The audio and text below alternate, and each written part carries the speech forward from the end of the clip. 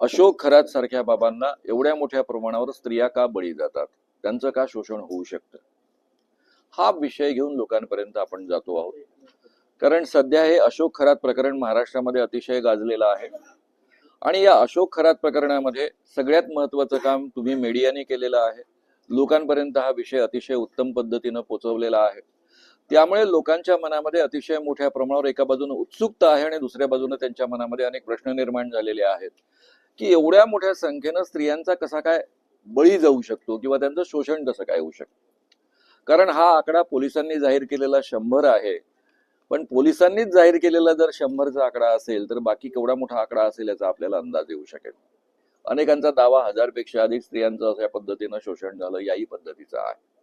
हा आकडा कितीही असू शकतो, मला काही त्यामध्ये आश्चर्य वाटत नाही. तर हे जे आपल्या देशामध्ये घडतं आहे, महाराष्ट्रामध्ये घडतं आहे, हे का घडतं आहे, कसं घडतं आहे. अशोक खरातला आपण भोंदू म्हणतो, पण भोंदू म्हणण्याची गरज आहे का? जो बाबा स्वतःला म्हणवतो तो भोंदूच असतो.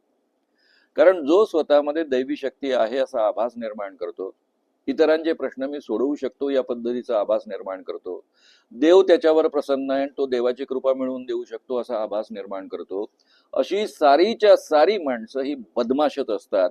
म्हणजे जो जो स्वतःला अशा पद्धतीनं बाबा म्हणवतो तो तो बदमाश असतो, ठग असतो, लोकांना फसवणारा असतो, लोकांचं शोषण करणारा असतो.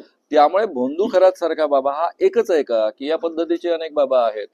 मी स्वतः अनेक बाबांना एक्सपोज केलेलं आहे आतापर्यंत.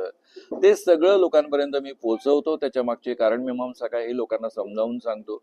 धीरेंद्र कृष्ण महाराज अलीकडच्या काळामध्ये पुन्हा नागपूर महाराष्ट्रामध्ये आले होते. तर तो महाराज लोकांना कसा फसवतो, ठगवतो, जे दावे करतो ते सिद्ध करण्यासाठी पुढे येत नाही. त्याला अखिल भारतीय अंधश्रद्धा निर्मूलन समितीने नागपूरमध्ये 2023 मध्येच आव्हान दिलं होतं, 9 जानेवारी 2023, की बाबा तू जे दावे करतो ते सिद्ध कर.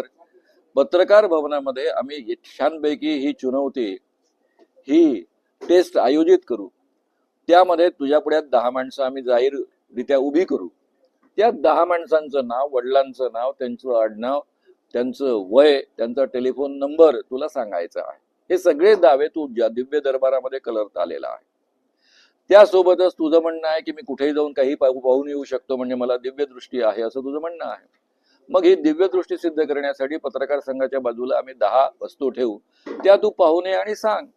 हे दोन्ही जर तू करेक्टली 90% सांगू शकलास तर धीरेंद्र कृष्ण महाराजांना सरळ सरळ 80 लाखाचं पारितोषिक, 2023 मध्ये ते 30 लाखाचं होतं, तेच पारितोषिक आम्ही पुन्हा रिपीट केलं, त्याची प्रत तुम्हाला दिलेली आहे आणि ते आता 80 लाखाचं पारितोषिक झालेलं आहे, ते त्याला मिळेल. पण हा धीरेंद्र कृष्ण महाराज कधीही